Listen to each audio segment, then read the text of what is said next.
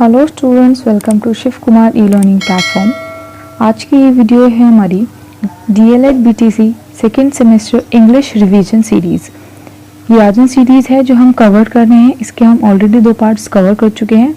So our third and the last part we are going to cover objective type questions part 3 Rajan series. Let us start. उससे पहले अगर आप इस channel पे नए हैं तो चैनल को सब्सक्राइब कर दीजिएगा, साथ ही बेल आइकन प्रेस करके नोटिफिकेशंस ऑन कर दीजिए ताकि कोई भी लेटेस्ट अपडेट आपसे मिस ना हो।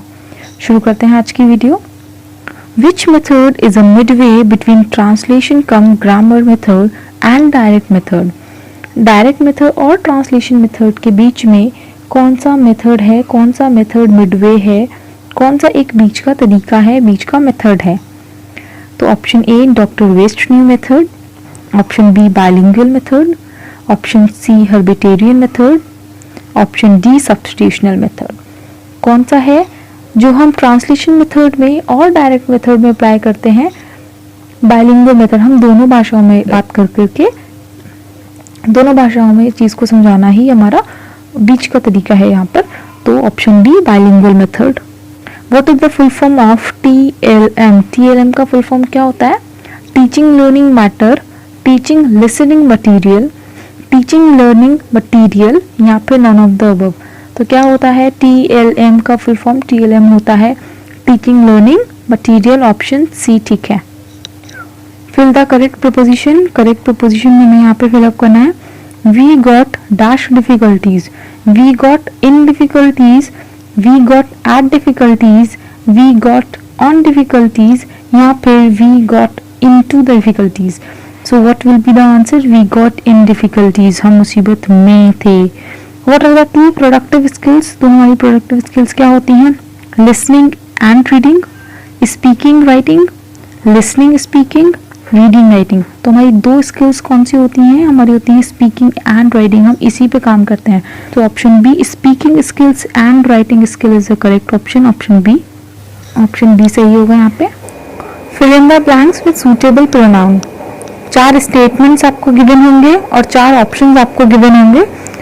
जो सूट करता होगा उस स्टेटमेंट को आपको वो फिल करना है। Who, which, who, whose. तो हुम कहाँ लगेगा? Do you want to meet? तो यहाँ पर लगेगा हुम, किसे मिलना चाहते हो। Dash pen do you like the most. Which आता है हमारा नॉन लिविंग थिंग्स के साथ, तो हम पेन की बात हो रही है तो हम विच लगाएंगे। Who is your brother? तो किसकी बात हो रही है? ब्रदर, कौन है तुम्हारा भाई? तो कौन के लिए हम यूज करेंगे हूँ। हुज हम यूज करेंगे बुक के लिए। हुज हम लिविंग और नॉन लिविंग दोनों के लिए यूज कर लेते हैं। तो यहाँ पे ये आएगा whose book is this. Next question, which language is regarded as a second language in India. India में सेकेंड लैंग्वेज के तौर पर कौन सी लैंग्वेज ट्रीट करी जाती है? इंडिया में सेकेंड लैंग्वेज है हमारी इंग्लिश। फर्स्ट नंबर की लैंग्वेज कौन सी है? हमारी मातृभाषा और हिंदी है वो। तो सेकेंड लैंग्वेज कौन सी है? English. According to Bloom, the teaching objectives are। teaching objectives क्या होते हैं ब्लूम के अनुसार? cognitive objectives, affective objectives, psychomotor objectives या फिर all of the above। तो क्या होते हैं? cognition, affective, psychomotor, ये सारे ही objectives हमारे ब्लूम्स टेक्सोनॉमी के पार्ट हैं। तो ब्लूम टेक्सोनॉमी हमने कवर नहीं किया है बिकॉज ये आपके सिलेबस में मेंशन नहीं है, लेकिन ब्लूम टेक्सोनॉमी में cognition part, psychomotor part, effective part होता है। तो all of the above. Which of the following approaches is known as evaluation approach. कौन सा अप्रोच इवैल्यूएशन अप्रोच है? Bloom's approach, RCEM approach, Mager's approach या फिर Miller's approach. तो evaluation approach is Bloom's approach. Option A. Poetry teaching has objectives. Poetry teaching के क्या objectives होते हैं? Develop aesthetic sense, train the emotion, appreciation ability, all of the above. तो क्या होता है? आपको एस्थेटिक सेंस भी आता है, इमोशन को ट्रेन करता है, एप्रिसिएशन एबिलिटी हमें पोइट्री टीचिंग के ऑब्जेक्टिव्स रहते हैं। So this will be all of the above. Option D. The objectives of teaching are achieved by. कैसे टीचिंग के ऑब्जेक्टिव्स जो होते हैं उनको अचीव किया जाता है, उनको अटेन किया जाता है। By an approach, method, strategy media, तो कैसे एक स्ट्रैटेजी के थ्रू हम टीचिंग ऑब्जेक्टिव्स को अचीव करते हैं। ऑप्शन सी सही होगा, strategy. Bilingual and audio lingual method are used in teaching. Audio lingual method और बाइलिंगुअल मेथड टीचिंग में यूज किया जाता है। Mother tongue, second language, first language, none of these. तो बाइलिंगुअल क्या होता है, सेकेंड लैंग्वेज यूज करने के लिए आपको सिखाया जाता है वो। तो bilingual and audiolingual methods are used in teaching second language. The structural approach in English. Structural approach in English are method of teaching, approach of teaching, technique of teaching, none of these. तो structural approach is approach of teaching, option B सही है। Audio and visual sense of learners are facilitated by, किस तरीके से वो facilitate किए जाते हैं ऑडियो एंड विजुअल सेंसेस को। Educational radio, educational television, a educational radio and educational TV both, या फिर none of these. How audio visual senses of the listener, of the learners, students are facilitated, कैसे उसको enhance करते हैं, कैसे उसको बेहतर करने के लिए हम चीजें करते हैं, वो एजुकेशनल टीवी के जरिए, ऑप्शन बी ठीक है। The most effective media is, most effective media कौन सा होता है, radio television, radio television both, none of these. तो most effective media is television. Recapitulatory questions are asked after 1 section, 2 section, 3 section और last section. तो recapitulatory questions जो होते हैं आप रिकैप से समझिए, मतलब क्विक रिव्यू, क्विक रिव्यू हम लास्ट सेक्शन के बाद देते हैं। So the option B is correct, last section. Which of the following composition does not provide opportunity to students for free thinking? Students के पास कोई अपॉर्चुनिटी नहीं होती है कि वो चीज़ों को फ्रीली सोच पाएं। सो कहाँ पर guided composition, oral composition, free composition, written composition. तो कहाँ पर guided composition, because guided is already guided, वहाँ पर आपको गाइडलाइंस दी गई है कि इसके तहत आपको चीज़ें करनी है। सो वहाँ पर आप अपनी थॉट नहीं लगा सकते। So option A is correct. Grammar is taught by the method, lecture method, inductive deductive method, questioning answering method, none. तो ग्रामर किस तरीके से सिखाई जाती है, ग्रामर सिखाई जाती है inductive and deductive method. Which of the following grammar is taught incidentally? Incidents के थ्रू कौन सी ग्रामर हम सिखाते हैं, prescriptive, traditional, functional, theoretical. That is functional. C functional grammar जो है वो incidentally by the incidents actions हम सीखते हैं, सिखाई जाती है। Which of the following grammar lays stress on rules? कौन सी ग्रामर जो है वो रूल्स पे ज्यादा वर्क करती है? तो वो वर्क कर रही है ट्रेडिशनल ग्रामर।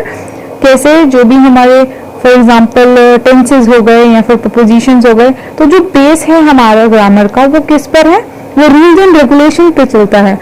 तो वो क्या है हमारा, वो है हमारी ट्रेडिशनल ग्रामर, जो रूल्स एंड रेगुलेशंस के हिसाब से हम अप्लाई करते हैं। To what is pronunciation related? Pronunciation किस चीज से रिलेटेड है? Vocabulary, speaking, intonation, all of the above. तो प्रोनाउंसिएशन क्या होता है, जो हम बोल रहे हैं तो उसमें वोकैबुलरी भी आ जाती है, हम बोल रहे हैं, हम कैसे बोल रहे हैं वो भी आ जाता है, हमारी पिच हाई लो कैसी जा रही है, इंटोनेशन वो भी आ जाता है। तो इसका आंसर होगा D, all of the above. What does pronunciation include? Pronunciation किसे इंक्लूड करता है? Fluency, pause, rhythm, all of the above. तो प्रोनाउंसिएशन क्या होता है, फ्लुएंसी भी होनी चाहिए, कहाँ पर रुकना है, कहाँ पर बोलना है, क्या रिदम होनी चाहिए, क्या टोन होनी चाहिए, तो ये हमारी प्रोनाउंसिएशन इंक्लूड करता है। तो आंसर होगा D, all of the above. A language can be acquired through. Language हम कैसे सीख सकते हैं? How a language could be acquired, how we can acquire a language? Exposure, motivation, reception, all of the above. तो हम language कैसे सीख सकते हैं? हम लैंग्वेज सीख सकते हैं एक्सपोजर से, बोलकर, सीख कर, प्रैक्टिस करके किसी चीज को, मोटिवेशन के थ्रू, रिसेप्शन के थ्रू सीख करके उस चीज को, एक्सप्रेस करके उस चीज को हम लैंग्वेज सीख सकते हैं। तो option B is correct, all of the above. What are the two productive skills? दो प्रोडक्टिव स्किल्स कौन सी होती हैं? Listening, speaking, speaking, writing, reading writing, listening reading. तो प्रोडक्टिव स्किल्स हमने अभी पीछे पढ़ा था कि स्पीकिंग और राइटिंग पे हम फोकस करते हैं जब हम लैंग्वेज सीखते हैं, तो प्रोडक्टिव स्किल्स हो जाती हैं option B, speaking and writing. The aim of teaching a second language should not be, दूसरी लैंग्वेज जो हम सिखा रहे हैं उसका एम क्या नहीं होना चाहिए। To understand the language spoken, जो लैंग्वेज बोली जा रही है वो समझना। To read the language with comprehension, language को लिखी हुई है उसको आप पढ़ सकते हैं। To forget the mother tongue, आप भूल ही जा रहे हो कि आपकी ओरिजिनल आपकी मदर टंग क्या है। To write the language correctly, या फिर सिर्फ आपको उसको लिखना आना चाहिए।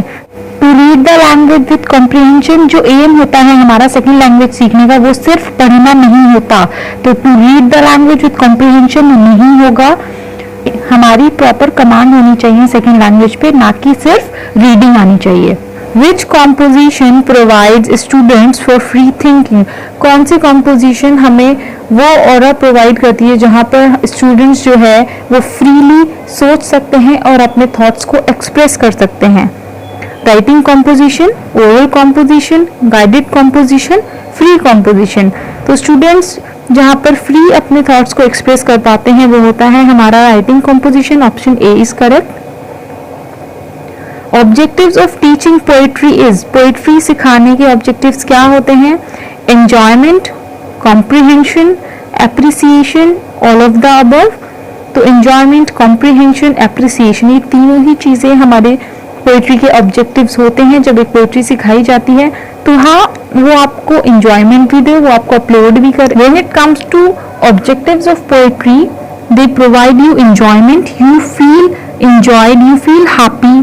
कॉम्प्रिहेंशन आपको समझ में आती है, एप्रिसिएशन तो इसका हो जाएगा option D, all of the above. The objectives of poetry are all of the above: enjoyment, comprehension and appreciation. I rest my video here, students. Thanks for watching. Good luck.